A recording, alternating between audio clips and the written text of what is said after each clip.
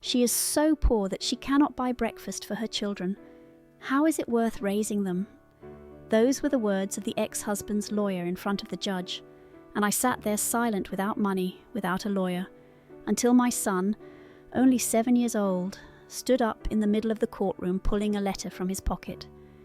One letter changed everything. If you've ever thought you had no voice because you were poor, because you were alone, because you were pushed into a corner, listen to this story. It's mine, and maybe yours too. I stood silently in the courtroom, trying to keep my tears from flowing. On the other side, my ex-husband's lawyer seemed to be tearing me to pieces right in front of the judge. "She has nothing," she said, her voice disdainful. "No home, no stable income. Her children wear old tattered clothes and eat canned food. She can't even take care of herself, so how can she raise 2 children?" I clenched my jaw, hands shaking. "But I don't object. Don't cry. I know they're waiting for me to collapse, and I won't let them see it." The judge nodded slightly. That nod, even though it was small, made me feel like all the air was taken out of my chest. I looked at Luca and Aria, my 2 children. They sat quietly next to them, too small to clearly understand what was happening, but big enough to feel the tension. There was only one question in my head: if I lose custody of my children, what will happen to them? Derek, my ex-husband, is a man of appearances, always clean, neat, polite, but I know the real him inside, cold, controlling, only concerned with image. He loves no one but himself. I don't have my own lawyer, not enough money to rent. I'm living on my 2nd salary, working as a cleaner, a cook, any job I can get to pay the rent, month by month. But I'm here. I'm not running away. I fight for my children with everything I have. Just as I began to feel like I was about to crumble, when my mind began to spin with unanswered questions, my 7-year-old son, Luca, stood up. "Judge," the boy said loudly. His voice echoed clearly throughout the courtroom. "Can you show the judge the letter you found in my safe?" The whole room suddenly stopped. I turned to look at my child, not understanding what he was saying. My heart beats strongly. "Which letter?" Derek stiffened. His lawyer blinked as if he had just been slapped. Even the judge stopped mid-sentence. I looked at Luca. He never told me about any letters, but I nodded. Luca walked slowly towards the courtroom table, holding a small, folded piece of paper in his hand. At that moment, I knew everything was about to change. I was not always the woman who sat silently in the courtroom, so scared that I didn't dare open my mouth. I used to be a confident person.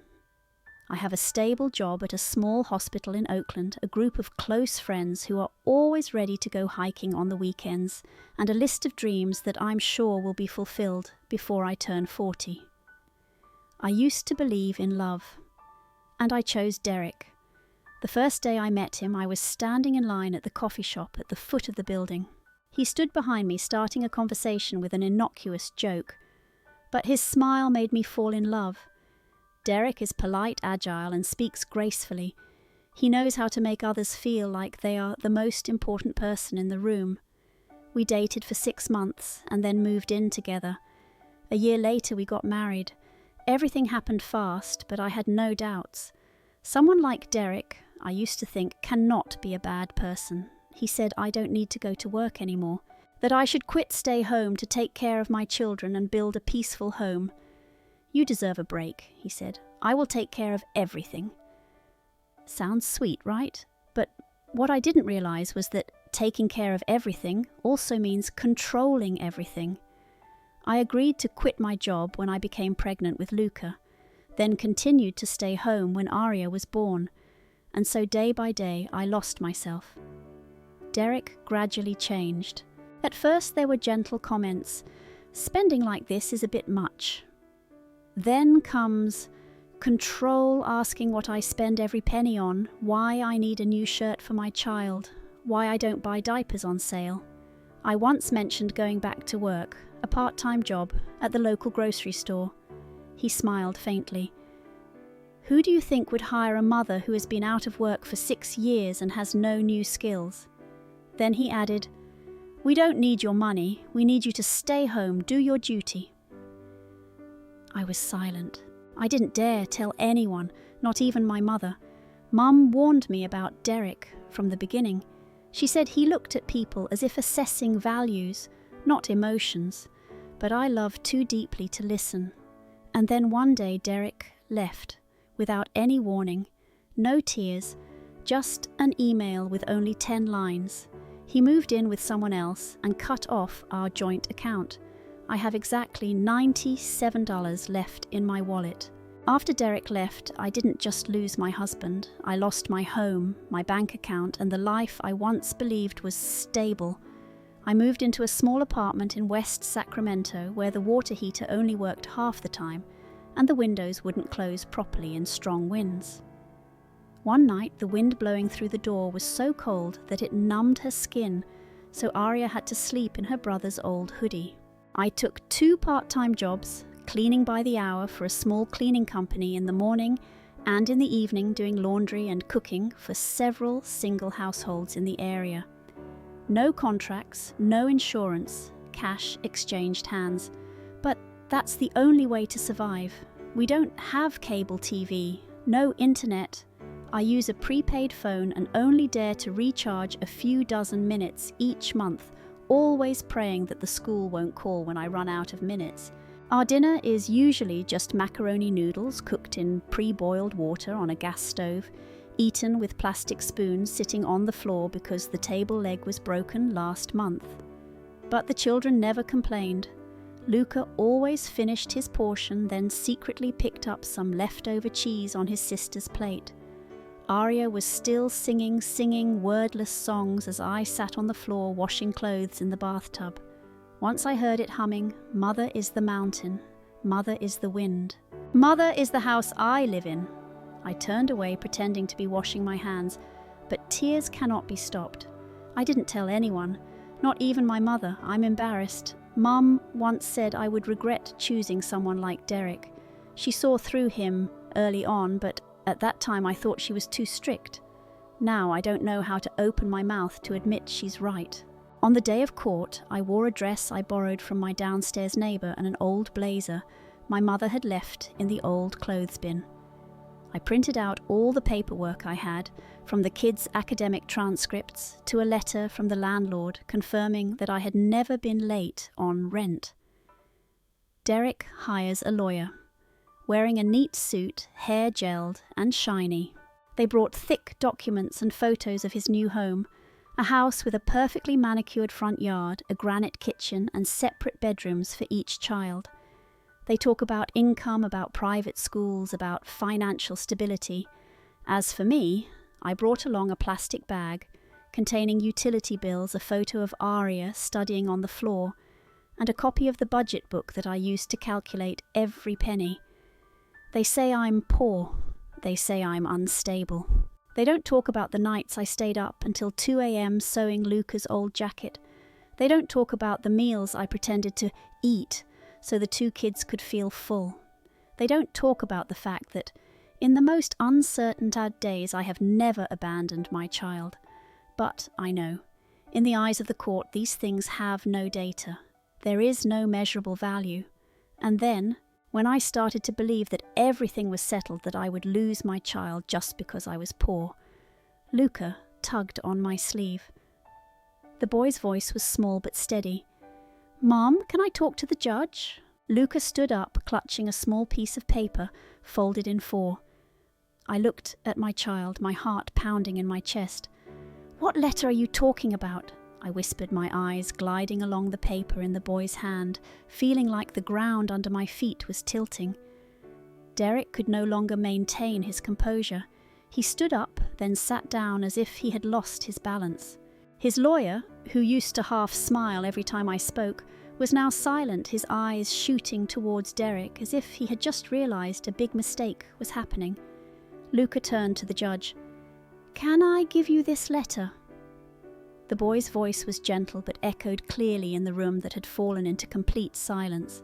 No one said anything as my child walked through the rows of chairs, his worn shoes lightly hitting the wooden floor with each small step. And then he stood in front of the judgment table, holding up a folded piece of paper with both hands. I don't know if I'm breathing or holding my breath. The judge took the paper, opened it, and read it slowly. His eyes darted from left to right, stopping. Silent. His normally serious eyes suddenly blinked, then changed colour. He looked up at Derek. His gaze was no longer neutral. "Mr. Marrow," his voice said, low but decisive. "Do you want to explain this letter?" Derek pursed his lips. No reply. His lawyer leaned over and said something quick and nervous. But it was too late. The letter is in the hands of the person with the power to decide. The judge nodded slightly, then read each line aloud slowly. From CPA Elbecker's office, Pre-Divorce Financial Strategy, April 3rd. Instructions for setting up offshore accounts, transferring assets to a shell company in Nevada, reducing income reporting to influence child custody decisions. I heard each word like a hammer blow to my chest. The whole room was immersed in a thick atmosphere. The person taking the minutes stopped typing. The family services representative leaned forward. I can't believe it. Derek had a plan, even before filing for divorce. It's not because I'm not good enough. It's not because I can't take care of my child, but because he wanted to make sure I had no chance to resist. In the letter there was one line that the judge emphasized in a voice as low as cold iron. If it is not possible to win custody of the child, at least ensure that she no longer has the ability to appeal by demonstrating outstanding financial stability and morality. I turned to Derek. For the first time, he didn't look at me like a loser anymore.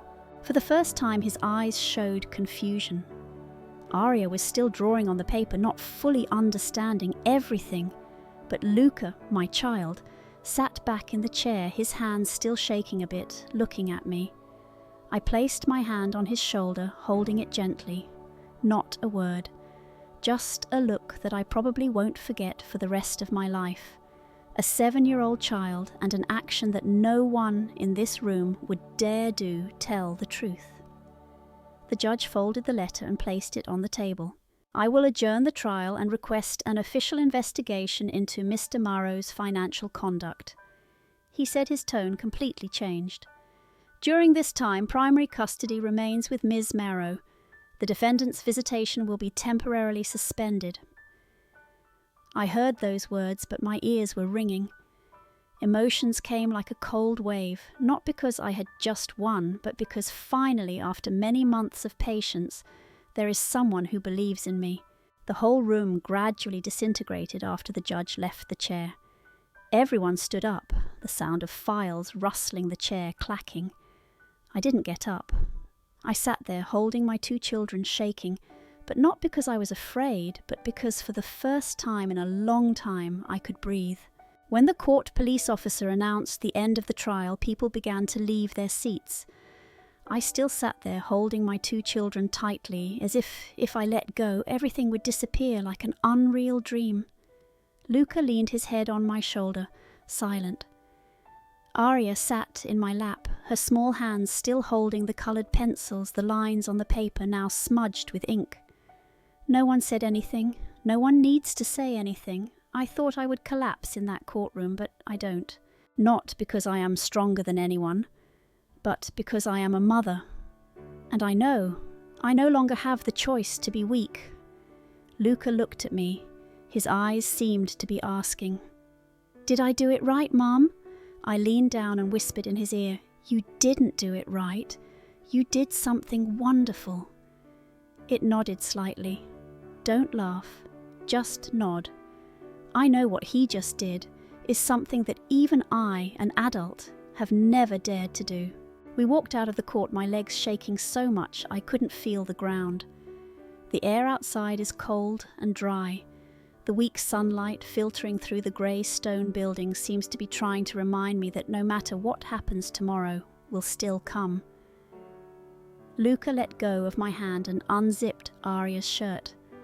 I stood looking at my child, an emotion welling up in my heart that I couldn't find the words to name. Is grateful. It's love. It's something deeper than joy. It was the feeling that for the first time in months I believed we would be okay. A week later I was called to meet the court investigator. Her name was Trent, tall and thin. Her voice was gentle but not pitiful. She doesn't look at me like I'm a poor mother trying to get what she can't keep. She looked at me as a human being. Miss Trent looked carefully at the letter. She asked me questions about marital finances, about what Derek managed, what I had been denied access to. I told them all, every account I didn't have access to, every time I was forced to ask for money to buy diapers, every bill that was late, not because I forgot, but because I wasn't allowed to know my bank balance. She asked me for permission to retrieve tax records, bank accounts, and financial statements from both sides. I nodded immediately. I have nothing to hide. Derek is different. A week later, I received my first call from Ms. Trent. We discovered accounts in Nevada and Delaware in the name of shell companies with no actual business activities. There were also many undeclared overseas money transfers and large discrepancies between actual income and tax payment reports. I don't know how to answer. I just sat quietly. Listen. Then breathe. It felt like the first time someone said, "You're not imagining it. You're right."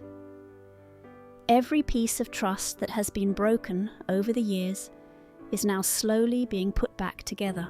Not by magic, but with the truth, by evidence, by a child daring to open his mouth in a room full of silent adults, and by not giving up, no matter how many times I wanted to. Each message from the investigator was like a stab on my heart. I'm not crazy, I'm not weak, and I'm not useless. I'm just a woman stifled by a system that wasn't meant for someone like me. But now it's different. The wheel has moved, and this time it is rotating towards the light. I walked into the courtroom again, this time not with an old blazer, hastily borrowed from a neighbour, but with a simple black dress I bought myself with money from my part-time job at night. Not much, just a normal dress. But to me it's like a layer of armour. I walked straight without bowing my head. Next to me is a young female lawyer from an organisation protecting single women. She's not the best in the industry, but the way she looks at me makes me feel like I'm not alone anymore. In front of me, Derek sat with his head bowed. For the first time he wasn't wearing a designer suit, no more arrogant face like the first time he appeared in court. His new lawyer spoke quickly, sentence by sentence, as if trying to encapsulate an undeniable disaster. No more confident eyes, no more smirks. The courtroom is no longer a place where I have to defend myself. It is where the truth comes to light. The judge walked in holding a thick file that I knew was the result of an investigation that had lasted for the past 2 months. He sat down, looked straight at Derek, then looked at me. His voice rang out, this time without any doubt. After reviewing all the evidence, the court confirms that Mr. Moreau intentionally concealed assets, falsely declared income, and orchestrated a plan to manipulate the child custody arbitration process. I didn't blink, I just listened. And remember every word as if engraved in your heart. Ms. Morrow, in light of the evidence showing her perseverance, honesty, and commitment to her 2 children, under extremely difficult circumstances, the court declares she is granted full custody, both legal and physical, of Luca and Aria. Mr. Morrow is ordered to repay the support owed and is only allowed supervised visitation with the children until a new decision is made. I don't cry, not because I don't want to, but because my body felt like it was stopping waiting for another confirmation. The judge tapped his gavel. The trial is over. That sound, that short but decisive knock, was like a slash that cut off my life that had been engulfed in darkness. Aria hugged me, tightening her small arms. Luca didn't smile, but his eyes sparkled like the first stars in the winter sky. I pulled the two closer. We said nothing. No need. That night I made pancakes for dinner. There was no party, no cake, no one to celebrate. It was just the three of them in a small kitchen with an old radio dancing amidst scattered flour and laughter, echoing like wind chimes. After the meal, I sat down on the floor and hugged the two children in my arms. Aria was whispering something Luca was scribbling. I looked down at the paper. A simple house, 3 stick people. Above it was written in a shaky but confident handwriting, "Home is where Mum is." I placed my forehead on my son's hair and said nothing, because I know that letter that day is more than just evidence. It is an escape. It was the small hand that reached out at the moment I almost gave up, and I will carry that with me for the rest of my life. More than half a year has passed since the court issued its final verdict. Life doesn't suddenly become sparkling like in the movies. I still wake up at 5 a.m. to prepare lunch, still take advantage of weekend office cleaning shifts, and still use coupons to calculate each can of milk. But there is one thing that has changed clearly. That is the feeling. I no longer live in fear. I no longer sleep with the fear that tomorrow someone will knock on my door and take everything away. I still work hard, but now I know for whom. I know I'm building a life that doesn't need to be flashy, just kind enough for my children to grow up with dignity. Luca joined the art club at school. It depicts a tree with very deep roots and wide branches. Under the tree it read, "Growing." Aria started talking more. One time the teacher called me just to tell me that she stood up in front of the class and sang, without fear, without hesitation. I got choked up after listening, because I know it's not just about music. It was the first voice of a child who finally felt safe. I also started doing something I thought I didn't deserve to do, studying again. I bought a used laptop and signed up for an online course in accounting, something I used to be good at but never believed could turn into a career. Every night after the kids fall asleep, I turn on the laptop, pick up my pen and study. Not to run after anyone, but to regain what I lost, faith in myself. Derek, he tried to get his alimony reduced, then asked to have the supervision order removed, but the court rejected it all. The evidence is so clear. He came to visit me exactly 3 times, then disappeared. I didn't tell Luca and Aria everything. I just said, "I'm not ready to be a stable adult yet, but you guys deserve someone by your side, and I'm here." Gradually, the children stopped asking. It's not because they don't care, but because they understand there are people we love, but we still have to let them go. At one point, Luca asked me, "That day, if I hadn't delivered the letter, would things have been different?" I put my hand on my son's shoulder and looked straight into his eyes. "I don't know. But I know one thing for sure, you saved me. You saved our whole family." He nodded, saying nothing. I see in those eyes not just maturity, but faith, a trust that I have done everything to preserve.